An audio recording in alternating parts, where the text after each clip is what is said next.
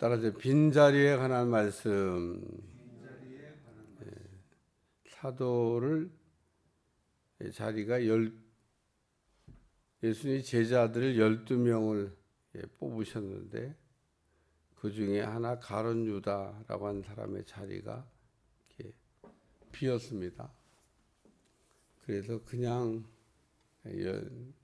놓아둔 게 아니라 초대교회가 했던 일 가운데 그 빈자리를 이렇게 채워서 그 사람을 뽑아 세웠다라고 하는 말씀입니다. 복수로 추천을 해가지고 둘 중에 한 사람, 그러니까 이 요셉이라고 하는 사람하고 마띠아라고 하는 사람 두 사람을 이렇게 복수로 뽑아가지고 그 제비 뽑기를 했는데 마띠아가 뽑혔어요. 그래서 이 마띠아가 그 사도의 수에 채우는데 이제 자리를 채우게 되는데 그 오늘 본문에서 중요한 거는 그럼 이 마띠아라고 하는 사람을 세울 때 어떤 기준을 가지고 그 사도의 수를 채웠을까? 왜냐하면 이제 뒤로 넘어가면 특별히 이제 고린도 우리가 후서 여기 가 보면은 사도 바울을 우리가 얘기할 때 왜 그 사도라고 하느냐? 그래서 사도권에 대한 문제가 발생을 해요. 이게 초대교회 때 있었던 일입니다. 사도 바울이 고린도에서 자신이 이렇게 사도라고 그러니까 사도도 아니면서 왜 사도라고 자꾸 그러냐? 사도가 되려면은 사도의 자격이 있어야 되는데 사도의 자격이 미달아있냐? 그래서 그 사도를 이렇게 뽑을 때 사용했던 세 가지 기준이 오늘 본문에 나오고 있기 때문에 그 나중에 그 문제가 해결이 됐습니다만은 어쨌든 초대교회 때 시끄러웠던 문제입니다. 바울이 사도냐 사도가 아니냐, 마띠아가 사도냐 사도가 아니냐. 마띠아는 사도죠. 마띠아가 왜 사도냐는 겁니다. 그럼 왜 바울이 사도가 아니라고 고린도 교회에서 그렇게 시끄러운 문제가 발생되고 바울이 눈물의 편지를 쓰고 또 디도가 가가지고 그 문제를 해결하고 그랬냐는 겁니다. 그래서 초대교회 때 이 마띠아라고 하는 사람을 뽑아 세울 때 그 사용했던 기준이 세 가지가 있습니다. 첫째는 사도가 되기 위해서는 부르심을 받아야 된다는 겁니다. 왜냐하면 이 12명의 제자들은 다 부르심을 받았어요.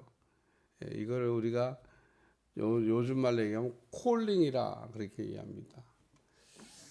그 사명과 소명은 사실 다른 겁니다. 우리나라에서는 이 용어가 바뀌어서 막 이게 사용되어 가지고 좀 그 어떻게 설명을 해야 될까? 우리는 사명을 소명이라고 그래요.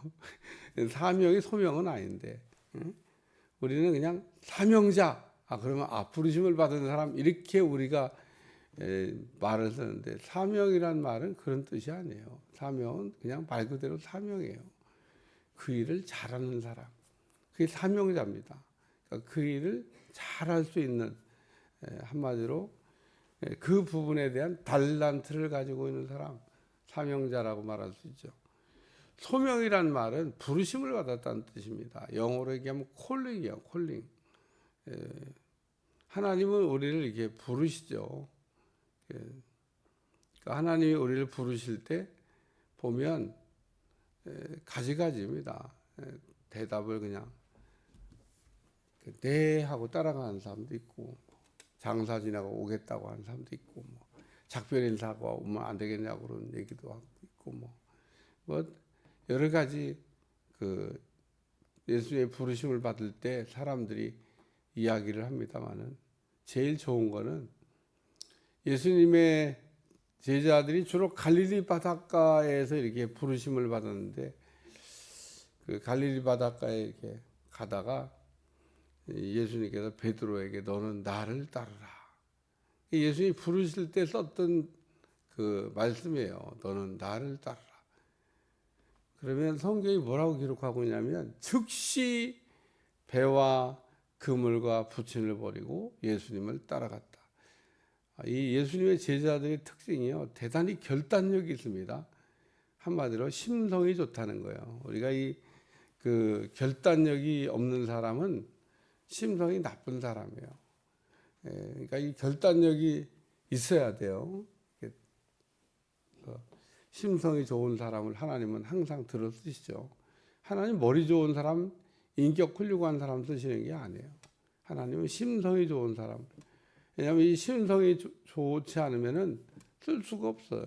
왜냐하면 끝까지 이게 해내려고 하는 그런 마음이 없기 때문에. 그래서 이 심성이라고 하는 거는 잘 쓰면은 그 하나님의 뜻을 이루게 되고, 잘못 쓰게 되면 마귀의 뜻을 이루게 됩니다. 그러니까 이 심성이 우리가 좋아야 하나님의 뜻을 이룰 수 있지, 심성이 만약에 고장이 나거나 심성이 문제가 되면 그 마귀의 뜻을 이루게 됩니다. 그래서 로마서에는 이거를 바울이 의의 병기, 불의의 병기 이렇게 표현을 해놨어요. 그러니까 오늘 우리는 하나님께 붙잡혀서 쓰임을 받을 수도 있고 마귀에게 붙잡혀서 쓰임을 받을 수도 있는데, 그럴 때 사실 이제 그 마귀가 자꾸 이게 우리를 이렇게 흔들 때 쓰는 게 뭐냐면 생각이고 우리의 인격입니다. 이걸 자꾸 흔들어요. 그러니까 오늘 우리는 생각과 우리의 인격을 잘 안정시킬 필요가 있습니다. 생각으로 자꾸 문제가 고장이 나면 그 심성도 영향을 받기 때문에 그렇습니다. 그래서 예수님의 제자, 사도가 된 사람들은 콜링, 부르심을 받아. 예수님 12제자만 부르셨냐? 아닙니다. 우리 누가복음 우리가 배울 때 그 예수님이 그 부르신 사람들이 있잖아요. 그때 장사 지내고 오겠다 그러고 뭐 작별 인사하고 오겠다. 예수님이 부르신 사람들이에요. 대답을 안 해서. 부자가 오기도 했습니다. 부자에게도 우리 주님이 기회를 주셨어요. 부자가 내가 어떻게 하면 영생을 얻겠습니까? 그러고 보니까 가서 내 소유를 다 팔아서 갓난 이웃에게 나눠주고 그리고 와서 나를 따르라 이렇게 얘기했습니다. 만약에 그 사람이 베드로처럼 예수님이 부르실 때 배와 부친과 그물을 버리고 따라갔으면 어떻게 됐을까? 뭐 훌륭한 사도가 되고 훌륭한 제자가 됐겠죠. 고민하고 그냥 갔다고 그랬습니다. 그러니까 이 예수의 부르심을 받고도 고민하고 있고 그냥 돌아간 사람, 탈락한 사람 부지기수로 많습니다. 그래서 오늘 우리는 여기에 지금 앉아 계신 분들은 아유 그러면 나는 뭐 주의 종 아니니까 콜링 아니야. 뭐 다 부르신 거예요. 부르신 거. 직임이 다른 거지. 여러분들 다 콜링해서 여기 앉아 있는 겁니다. 하나님 나를 부르셨나 이런 고민하지 마세요. 여기 앉아 계신 분들, 주일날 예배 드리는 모든 성도들은 다 하나님이 부르심을 받았기 때문에 나온 거지. 안 불러준 사람이 올 수 있냐? 안 불러준 사람 나오질 않아요. 나오지. 하나님이 끊임없이 전도자들을 통해서 부르시잖아요. 예? 나오라고 하는 게 그게 부르시는 거예요. 하나님의 콜링. 그래서 오늘 하나님과 콜링한 두 번째는 뭐냐면 동거입니다. 동거. 다른 말로 표현하면 임마누엘이라고 하는 거예요. 예수님하고 함께 사는 겁니다. 오늘 신앙생활이 뭐냐? 우리가 신앙생활이 뭐냐 얘기할 때 신앙생활은 예수님과 동거, 같이 사는 거가 신앙생활이에요. 근데 우리는 예수님하고 같이 살아야 된다고 하는 것도 그 이론적으로 동의를 하는데 이론적으로만 동의하고 실제 삶에서는 그게 그렇게 어려운가 봐요. 이렇게 같이 예수님하고 동거하다가 좀 따라오지 마세요. 여기 잠깐 계세요. 그리고 자꾸 딴짓을 해요. 딴짓을. 예수님하고 같이 가야 되는데 예수님이 제자들을 부르셔서 그 예수님 제자들을 훈련시킨 방법이 뭐냐면 그게 동거입니다. 동거. 제가 목회하면서 예수님이 하신 방법이니까 제자들을 훈련시킬 때 가장 좋은 방법은 같이 그냥 살면 돼요. 같이 살면, 같이 지내면은 안 가르쳐도 돼. 그냥 저절로 저절로 이게 체득이 됩니다. 저는 부목사를 저도 3년 했는데 저 가면은 많이 배울 줄 알았어요. 많이 배울 줄 알고 뭐 많이 가르쳐 주는 줄 알았는데 하나도 안 가르쳐 주더라고. 그래서 한 번 딱 모양실에 앉아가지고 저기 김 목사 이럴 때는 이렇게 하고 이럴 때 그 한 10분 정도 15분 정도 나 가르쳐 줬나? 그게 전부입니다. 전부. 근데 제가 그럼 배운 게 없나? 뭘 보고 배웠냐면 그냥 같이 이렇게 3년 동안 지내다 보니까 저절로 배웠어요. 그분이 나한테 입으로 가르친 건 하나도 없는데 그냥 내가 보고 배운 겁니다. 아, 저런 때는 저렇게 하는 거구나. 저건 저렇게 듣는 거구나. 그러면서 하나도 가르친 게 없는데 같이 지내면서 그냥 보고 배웠어요. 보고. 목회를 나와서 이게 개척을 하고 목회를 하면서 그때 봤던 것들이 다 내 목양에 적용이 되고 적용해 보니까 또 기가 막히게 또 이게 문제도 없고 부작용도 없고 잘 되는 거예요. 어제도 누구하고 대화하다가 이렇게 가르쳐 준 거죠. 이럴 때는 이렇게 하는 거야. 이렇게 하는 거야. 또 아니라고 하더라. 그래, 그러면 할 수 없지 뭐. 그러니까 이게 뭔가를 말로 가르쳐 줘도 어떤 때는 잘 받아들이면 좋은데 안 받아들이면 답이 없어요. 그러니까 오늘 예수님은 동거라고 하는 방법. 그래서 부르시고 함께 이렇게 동거하시면서. 근데 이 예수님과 이게 동거를 잘해야 되는데 성경을 잘 보세요. 제자들이 어디서 항상 문제가 생기냐 하면 떨어졌을 때 문제가 생기는 거예요. 붙어 있을 때는 문제가 안 생겨. 도마가 붙어 있어야 되는데 이분이 떨어졌어. 다른 제자들은 다 예수님 부활할 걸 이렇게 봤는데 저만 어디 가가지고 어디 갔어 지금? 도마가 그 자리에 없었다. 어디 갔냐고. 어디 다른 제자들 다 있는데. 베드로가 예수님 잡혀갈 때도 이렇게 붙여 서야지 너처럼. 어디 갔어? 뭐 따라가는데 멀찌감쳐서 이렇게 따라가다가 시험 든 거예요. 다 예수님하고 간격이 없어야 되는데 떨어진 거. 그러니까 오늘 우리가 신앙생활은 예수님과 임마누엘. 우리 주님은 우리하고 임마누엘 하려고 오셨고 그 임마누엘의 모범을 본을 보여주셨어요. 그 제자들하고 같이 이렇게 합숙 훈련. 동거라고 하니까 좀 이해가 안. 예수님은 합숙 훈련 같이 잠자고 같이 밥 먹고 그냥 3년 반 동안 우리 주님이 제자들하고 같이 이렇게 사신 거예요. 같이. 그래서 예수님은 이렇게 동거라는 방법을 통해서 그러니까 예수님의 사도가 되기 위해서는 동거한 사람이다. 12명만 동거했냐? 아니라는 거예요. 예수님 주변에는 항상 많은 사람들이 따라다녔습니다. 그 사람들 중에 뽑힌 사람이 요셉이고 그 사람 중에 뽑힌 사람이 마띠아예요. 이 사람들은 예수님이 부르시지도 않았고 예수님이 또 동거도 안 했지만 항상 예수님하고 이렇게 12제자가 아니니까 3제자가 아니니까 뭐 예수님이 가자고 그래야지 머리도 이게 쳐다본 그러니까 같이 있었던 겁니다. 같이. 그리고 세 번째는 부활을 체험한 거예요. 예수님의 부활을 12제자에게만 보여주신 게 아니거든요. 그러니까 제일 먼저 부활을 체험했던 사람은 막달라 마리아예요. 이 막달라 마리아도 12사도가 될 뻔했습니다. 왜냐하면 부활을 봤으니까. 여자라고 뭐 안 되는 건 아닌데 여자는 없더라고요. 어쨌든 이 가룟 유다의 빈자리를 채우기 위해서 이 베드로가 그런 일을 지금 했다고 하는 이야기를 지금 말씀하고 있는데 세 가지의 기준을 가지고 첫째 콜링, 둘째 동거, 셋째 부활. 그래서 부활을 체험했어야 부활을 증거하니까 이 세 가지의 기준에 맞는 사람은으로 이제 사도를 택한다. 그래서 이제 뽑아가지고 마띠아를 세웠다는 겁니다. 자, 그러면 하나 더 정리하고 이제 넘어가면 바울은 뭐가 문제가 되냐는 겁니다.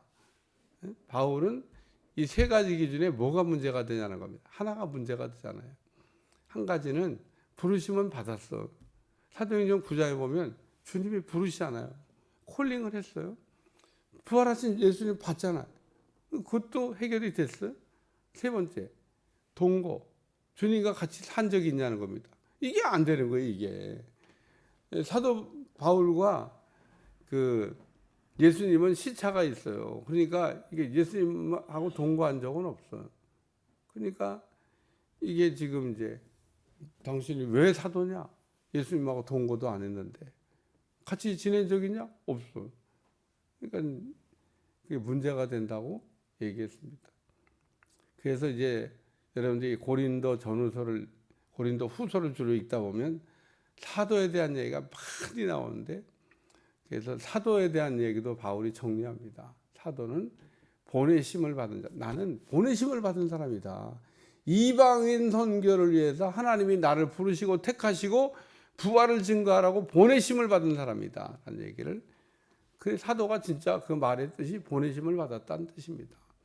그래서 사도가 될 때 초대교회에 썼던 이 기준에 맞아야 사도냐? 하나님이 부르시고 택하셔서 보내심을 받은 사람이 사도냐? 하나님이 보내심을 받은 사람이 사도입니다. 필요한 곳에 하나님이 이렇게 보내시려고 그래서 이거를 이제 사도권이라 사도권. 그래서 뭐 우리가 이 사도가 됐다는 얘기는 보내심을 받는. 근데 뭐 초대교회 예수님의 제자들은 뭐 사도라면 이름만 사도지 뭐 말을 잘 안 들어요. 가야 되잖아요. 근데 그래도 베드로는 갑니다. 사도행전 10장에 보면 이방인 고넬료의 집에 가. 그게 당시로서는 일어날 수 없는 사건이고 그게 될 수 없는 거의 불가능에 가까운 사건인데 베드로가 이방인 고넬료의 집에를 갔다가 옵니다. 이제 보내심을 받은 거죠. 사도야, 사도. 그래서 이방인 선교가 문이 열리는 겁니다. 우리 하나님은 유대인들의 하나님이 아니라 이방인의 하나님도 되는데 아직도 유대인들은 자기들의 하나님이라고만 생각해요. 하나님은 우리의 하나님이다. 그리고 메시아는 안 왔다고 생각해요. 메시아를 지금도 기다리고 있어. 언제까지 기다리실라는 몰라. 메시아를 지금도 기다리고 있는 유대인들. 메시아가 안 왔다고 생각해요. 예수님은 어떤 분이라고? 선지자 중에 한 사람이라고. 구약의 선지자들이 많이 있었잖아요. 예레미야, 예수. 같은 급이야. 예레미야, 예수. 이게 다 선지자예요, 선지자. 예수님이 선지자인 건 사실이지만 그들이 생각하는 것처럼 그런 선지자는 아니죠. 대선지자. 그래서 오늘 가룟 유다가 자기의 자리를 이렇게 지키지를 못했는데 오늘도 우리가 살아가면서 그 축복이 넘어가지 않도록 야곱의 에서의 축복이 야곱에게 넘어가잖아요. 하나님이 나에게 주신 축복을 귀하게 생각하고 잘 감당하는 여러분들이 되시길 주어 축원합니다. 여러분은 거기 앉아 있는 그 자리를 지키시면 돼요. 그게 사명이야. 여러분 이게 내 자리다.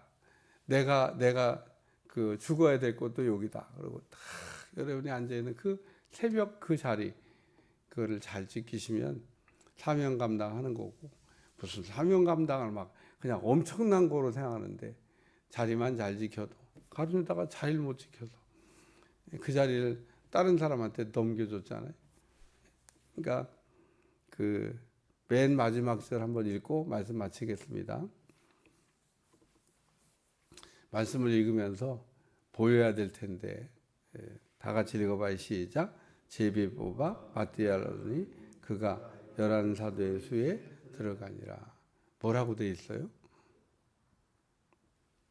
12사도의 수에 들어가 이렇게 되지 않고 11사도의 수에 들어가니라. 성경이 표현이 좀 지금 제자가 12명이었는데 왜 여기 표현은 그가 11사도의 수에 들어가니라 이렇게 되어 있잖아요.